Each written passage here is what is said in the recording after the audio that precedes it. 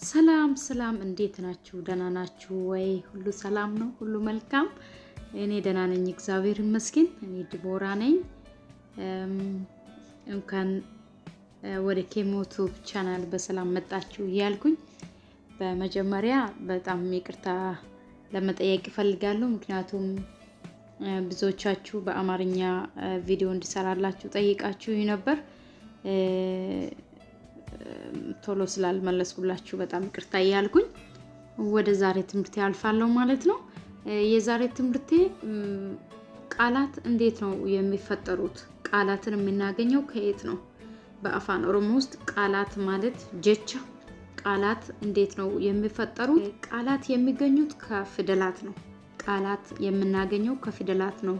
ከቁቤ አፋን ኦሮሞ ጀቺ ካን አርገሙ ቁቤ አፋን ኦሮሞ እራቲ። ስለዚህ ቃላትን ለመስራት ወይም ደግሞ ቃላትን ለመፍጠር ግዴታ ፊደላትን ማወቅ አለብን ማለት ነው። የአፋን ኦሮሞ ፊደላት ያላያችሁት ከታች ዲስክሪፕሽኑ ላይ አስቀምጥላችኋለሁ፣ እዛ ማየት ትችላላችሁ ማለት ነው። አፋን ኦሮሞ ውስጥ 33 ፊደላት ይገኛሉ። 5 አናባቢ፣ 21 ተነባቢ እና 7 ድርብ ፊደላት ወይም ደግሞ ድርብ ተነባቢዎች ይገኛሉ ማለት ነው። እነዚህ ድርብ ፊደላት የሚባሉት እንደ ተነባቢ ነው የሚቆጠሩ። ስለዚህ ቃላት የሚገኙት ከአናባቢና ከተነባቢ ነው ማለት ነው። ፊደላት ትርጉም በሚሰጠው መንገድ ወይም ደግሞ ትርጉም በሚሰጠው መልክ አንድ ላይ ሲሆኑ፣ አናባቢና ተነባቢ አንድ ላይ ሲሆኑ፣ አንድ ላይ ሲሰበሰቡ ትርጉም በሚሰጠው መንገድ ማለት ነው ቃላትን ይሰጡናል ማለት ነው። ጀቾታን ይሰጡናል ማለት ነው። ጀች ከን ኡመም ቁቤወን ራቲ ይላል። ይሄ ማለት ቃላት የሚፈጠሩት ከፊደላት ነው ይላል። ቃላት የሚፈጠሩት ከፊደላት ነው። ቁቤ ዱቢፈማን ቆባሳ ሰገሌህን ቀብ ተነባቢ ብቻውን መቆም አይችልም። እዚህ ጋር ልነግራችሁ የሚፈልገው ምንድነው? እነዚህ ተነባቢ የሚባሉት ድርብ ፊደላትን ጨምሮ 21 ተነባቢዎች ባ፣ ጫ፣ ዳ የምንላቸው እነሱ ብቻቸውን ድምጽ የላቸውም፣ ሳውንድ የላቸውም። ብቻቸውን መቆም አይችሉም። ያለ አናባቢ መቆም አይችሉም፣ ድምጽ ሊሰጡ አይችሉም ማለት ነው። አናባቢዎች ብቻቸውን መቆም ይችላሉ። አናባቢ እነዚህ ዱበቺፍቱ የሚባሉት በአፋን ኦሮሞ እነዚህ አምስቱ አ፣ ኤ፣ ኢ፣ ኦ፣ ኡ የሚባሉት እነሱ ብቻቸውን ድምጽ አላቸው። አ፣ ኤ፣ ኢ፣ ኦ፣ ኡ ስንል ድምጽ አላቸው። ተነባቢዎች ግን ተነባቢዎች ድርብ ፊደላትን ጨምሮ ብቻቸውን ድምጽ የላቸውም። ከአናባቢ ጋር ካልቆሙ መቆም አይችሉም ማለት ነው። ድምጽ የላቸውም ብቻቸውን። ብቻቸውን መቆም አይችሉም ስላችሁ ለምሳሌ እዚህ ጋር የተጻፈውን ባ እና አ አንድ ላይ ሲጻፉ ባ የሚል ድምጽ ይሰጣሉ። ባ የሚለውን ድምጽ የምናገኘው አ ስላለ ነው። ቀጥሎ ያለው ቦ ይላል። ቦ የሚለው ድምጽ የምናገኘው ኦ ከባጋ ስላለ ነው።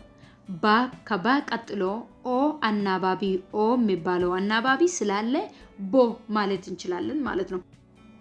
ቀጥሎ ያለውን ተመልክቱት። ጬ፣ ጩ፣ ጫ ከጫ ቀጥሎ ያለው ኤ የሚባል አናባቢ አለ። ዱበቺፍቱ ኤ። ስለዚህ ምን የሚል ድምጽ ይሰጠናል? ጬ የሚል ድምጽ ይሰጠናል ማለት ነው። ቀጥሎ ያለው ጫ ከጫ ቀጥሎ ያለው ኡ የሚባል አናባቢ ስላለ ኡ የሚባል አናባቢ ስላለ ምን የሚል ድምጽ ይሰጠናል? ጩ የሚል ድምጽ ይሰጠናል ማለት ነው። ጩ የሚል ድምጽ ይሰጠናል ማለት ነው። አናባቢዎች እነዚህ አናባቢ የሚባሉት አምስቱ ሊረዝሙም ሊያጥሩም ይችላሉ። ሊረዝሙም ሊያጥሩም ይችላሉ። ረጅምም ይሆናሉ፣ አጭርም ይሆናሉ። ተነባቢ አይደለም ያልኩት አናባቢ። አምስቱ አናባቢ ቫወልስ የሚባሉት እነሱ ረጅም ይሆናሉ፣ አጭርም ይሆናሉ። ሎንግ ሳውንድ ይሰጣሉ፣ ሾርት ሳውንድ ይሰጣሉ። እነዚህ ረጅም የሚሆኑት ምን ሲሆኑ ነው? ሁለት ተመሳሳይ አናባቢዎች አንድ ላይ ሲመጡ ረጅም ድምጽ ይሰጡናል ማለት ነው። አንድ አናባቢ ሆኖ ከመጣ ግን አጭር ድምጽ ይሰጠናል ማለት ነው። ሁለት ተመሳሳይ አናባቢ ከሆኑ ሎንግ ሳውንድ ይሰጣል። አንድ አናባቢ ከሆነ ግን ሾርት ሳውንድ ነው የሚሆነው ማለት ነው።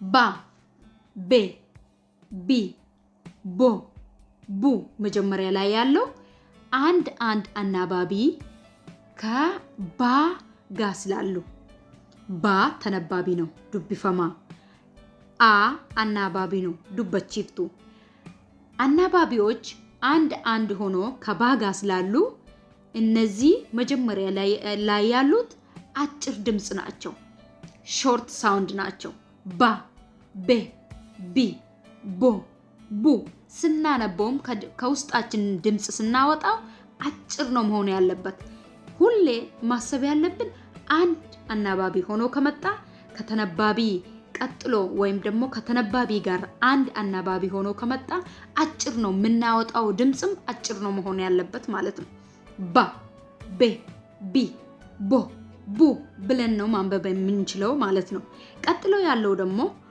ሁለት ተመሳሳይ አናባቢዎች ከባ ቀጥሎ ስላሉ ባ ከመባል ተነባቢ ጋር ቀጥሎ የመጣ ምንድነው ሁለት ተመሳሳይ የሆኑ አናባቢዎች ናቸው እነሱ ደግሞ ሁለት ተመሳሳይ አናባቢዎች ሲሆኑ ረጅም ነው የሚሆነው ረጅም ሲሆን ደግሞ ሎንግ ሳውንድ ሲሆን ደግሞ የምናወጣው ስናነበው የምናወጣው ድምጽም ሎንግ ነው መሆን ያለበት ረጅም ነው መሆን ያለበት ማለት ነው መጀመሪያ ላይ ያለው ባ ብለን አነበብ አጭር ስለሆነ አንድ አናባቢ ስለሆነ ሁለት አናባቢ ሲሆን ደግሞ ረጅም ስለሚሆን ባ ቤ ቢ ቦ ቡ ብለን ነው የምናነበው ማለት ነው ጫ ጬ ጪ ጮ ጩ ኤም አጭር ነው አንድ አናባቢ ስላለ ጫ ጬ ጪ ጮ ጩ ሁለት ተመሳሳይ አናባቢዎች ስላሉ እነዚህ ደግሞ ረጅም ይሆናሉ ማለት ነው ከውስጣችን ስናወጣም ረጅም ነው የሚሆኑት ማለት ነው ስናነበው በነገራችን ላይ ይሄንን ካወቅ አፋን ኦሮሞ ማንበብ በጣም ቀላል ነው ረጅም ድምጽ የሚባሉት አጭር ድምጽ የሚባሉት ሰገሌ ዴራ ሰገሌ ገባባ ነው የሚባሉት በአፋን ኦሮሞ ሰገሌ ገባባ ማለት አጭር ድምጽ ሰገሌ ዴራ ማለት ረጅም ድምጽ የሚባሉትን እነዚህን እንዴት ነው የሚፈጠሩት የሚለውን ካወቀን አንድ አናባቢ ሲሆን አጭር ድምጽ ይሰጠናል ሁለት ተመሳሳይ አናባቢ ከሆነ ደግሞ ረጅም ድምጽ ይሰጠናል ይሄንን ካወቅ አፋን ኦሮሞ ማንበብ የእውነት በጣም ቀላል ነው ይሄንን ማወቅ አለብን ማለት ነው ይሄንን ካወቀን ቃላትን እንፍጠር ቃላት ጀች ቃላት የሚገኙት ከድምጽ ነው ከፊደላት ነው ስለዚህ አሁን መጀመሪያ ላይ ያለው ማ አ ና አ ማ አ ና አ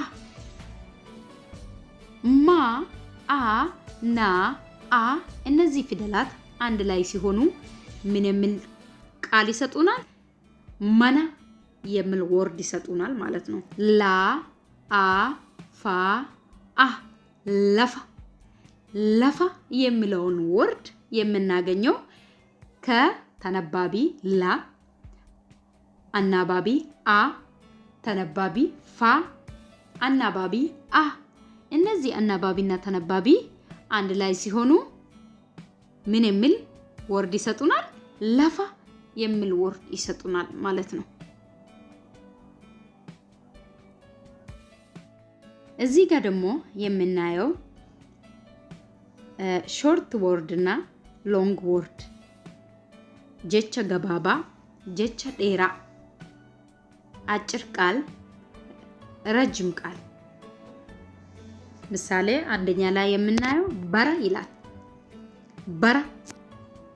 በራ ቀጥሎ ያለው ቡና ለጋ እነዚህ ምንድናቸው አጭር ናቸው ለምንድን ነው አጭር የሆኑት በራ የሚለው ውስጥ አንድ አናባቢ አ ቀጥሎ ያለው ከራ ቀጥሎ ያለው አንድ አናባቢ ስላለ አጭር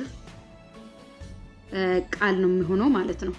ቡና ቡና የሚለው ውስጥ ከባ ቀጥሎ ያለው አንድ አናባቢ ኡ ከና ቀጥሎ ያለው አንድ አናባቢ አ እሱም አጭር ነው የሚሆነው ማለት ነው። ቡና ለጋ ለጋ ይሄም አጭር ነው የሚሆነው።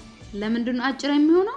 ከላ ቀጥሎ ያለው አ አንድ ስለሆነ ከጋ ቀጥሎ ያለው አ አንድ ስለሆነ አጭር ነው የሚሆነው ማለት ነው። ለምሳሌ ለጋ የሚለው አጭሩን መጀመሪያ ላይ ያለውን ለጋ የሚለውን ላጋ ብለን ማንበብ አንችልም። ስናነበውም ማለት ነው። ስናነበውም ምንድነው ማየት ያለብን? አናባቢውን ማየት አለብን። ይሄ አጭር ነው፣ ይሄ ረጅም ነው። ይሄ ሾርት ሳውንድ አለው፣ ሎንግ ሳውንድ አለው ለማለት ወይም ደግሞ አጭር ድምጽ አለው፣ ረጅም ድምጽ አለው ለማለት ምንድነው ሁሌ ማየት ያለብን? አናባቢ ብቻ ነው ማየት ያለብን ማለት ነው። ስለዚህ ለጋ ብለን መጻፍ ከፈለግ መጀመሪያ ላይ ያለውን ነው መጻፍ ያለብን ማለት ነው። ለጋ ብለን መጻፍ ፈልገን ላጋ የሚለውን ከጻፍ ትርጉሙ የተለያየ ነው የሚሆነው ማለት ነው። ስለዚህ ከውስጣችን የምናወጣውን ድምጽ ለጋ ለጋ ለጋ ከውስጣችን የምናወጣውን ድምጽ ይወስናል ማለት ነው። ረጅሙ ደግሞ ወይም ደግሞ ሎንግ ሳውንድ ያለው ደግሞ ረጅም ቃል የሚሆነው ደግሞ ቀጥሎ ያለው ዲማ ይላል። ዲማ የሚለው ረጅም ነው። ለምንድን ነው ረጅም የሚሆነው? ከዳ ቀጥሎ ያለው አናባቢ ሁለት ተመሳሳይ አናባቢዎች ስላሉ ከማ ቀጥሎ ሁለት ተመሳሳይ አናባቢዎች ስላሉ ረጅም ነው የሚሆነው። ዲማ ስናነበውም ከውስጣችን ስናወጣው ድምጹ ረጅም ነው መሆን ያለበት። ሁለት ተመሳሳይ አናባቢዎች ካሉ ስናነበውም ከውስጣችን የምናወጣው ድምጽ ረጅም መሆን አለበት። ቤካ ረጅም ነው። ከባ ቀጥሎ ያለው ኤ ሁለት ስለሆነ ከካ ቀጥሎ ያለው አ ሁለት ስለሆነ ላጋ ይሄም ረጅም ነው። ከላ ቀጥሎ ያለው ተመሳሳይ አናባቢ ስላሉ ከጋ ቀጥሎ ያለው ተመሳሳይ አናባቢዎች ስላሉ ማለት ነው። እንዲሁም ደግሞ ገባባ ዴራ የሚባሉት አሉ በአፋን ኦሮሞ ውስጥ። ጀቻ ገባባ ዴራ ማለት አጭር ረጅም የሚባሉት። ለምሳሌ መታ የሚባለው ማታ ከማ ቀጥሎ ያለው አንድ አናባቢ ስለሆነ ከታ ቀጥሎ ያለው ሁለት አናባቢዎች ስለሆኑ ማ ላይ አጭር ነው የሚሆነው፣ ታ ላይ ደግሞ ረጅም ነው የሚሆነው። ስለዚህ አጭር ረጅም ገባባ ዴራ ነው የሚባሉት ማለት ነው። ቢቱ ስናነበውም ከውስጣችን ስናወጣ ቢቱ ቢቱ ቀጥሎ ያለው ቢታ ዱጋ እነዚህ ገባባ ዴራ ነው የሚባሉት። እንዲሁም ደግሞ በተቃራኒው ዴራ ገባባ ረጅም አጭር የሚባሉትም አሉ። ለምሳሌ ዴሜ ጪሴ ዳኬ ቤላ። ለምንድነው ረጅም አጭር የሚባሉት? ቤላ የሚለውን ካየን ቤላ የሚለውን ብናይ ቤላ ከባ ቀጥሎ ሁለት ተመሳሳይ አናባቢዎች አሉ። ከላ ቀጥሎ አንድ አናባቢ ስላለ ረጅም አጭር ነው የሚሆነው ማለት ነው። በአፋን ኦሮሞ ውስጥ አንድ ፊደል ከተሳሳት ሌላ ትርጉም ይሰጣል ማለት ነው። አንድ ፊደል ከተሳሳትን ሌላ ትርጉም ነው የሚሰጠው። ስለዚህ በጥንቃቄ ነው አፋን ኦሮሞ ሲጻፍ መጻፍ ያለበት ሌላ ትርጉም ስለሚሰጥ ማለት ነው። ለምሳሌ አንደኛ ላይ ያለው ምንድነው የሚለው? ጫላን ዱፌ። ወደ አማርኛ ስትተረጎም ጫላ መጣ፣ ጫላን ዱፌ፣ ጫላ መጣ። ዱፌ የሚለው አጭር ቃል ነው። ጫላን ዱፌ የሚለው አጭር ቃል ነው። ዱፌ የሚለውን ሁለተኛ ላይ ያለውን ደግሞ እዩት። ጫላን ኡፌ ይሄ ደግሞ ሌላ ትርጉም ነው የሚሰጠው። ጫላ ወደ አማርኛ ስትተረጎም ጫላ ፈሳ። በጣም ይቅርታ ያልኩኝ ትርጉሙን እየነገርኳችሁ ነው። ጫላን ኡፌ ለምንድነው ይሄ ሌላ ትርጉም የሰጠን? አንድ ኡ ስለጨመረን። ስለዚህ ኡፌ የሚለው አጭር ስለሆነ አንድ ኡን ነው ማስገባት ያለብን። ሁለት ኡ ካስገባን ትርጉሙ ሌላ ነው የሚሆነው። የምንፈልገውን መልእክት አያስተላልፍልንም ማለት ነው። ስለዚህ ከውስጣችን ስናወጣ አጭር ነው ረጅም ነው ብለን አስበን ነው መጻፍ ያለብን ማለት ነው። የዛሬ ትምህርታችን ይሄንን ይመስላል። ጥያቄ ሐሳብ ካላችሁ ኮሜንት ላይ መጻፍ ትችላላችሁ። እንዲሁም በውስጥ መስመር ያለው ስለተከታተላችሁኝ በጣም አመሰግናለሁ። እንደሚጠቅማችሁ ተስፋ አደርጋለሁ። መልካም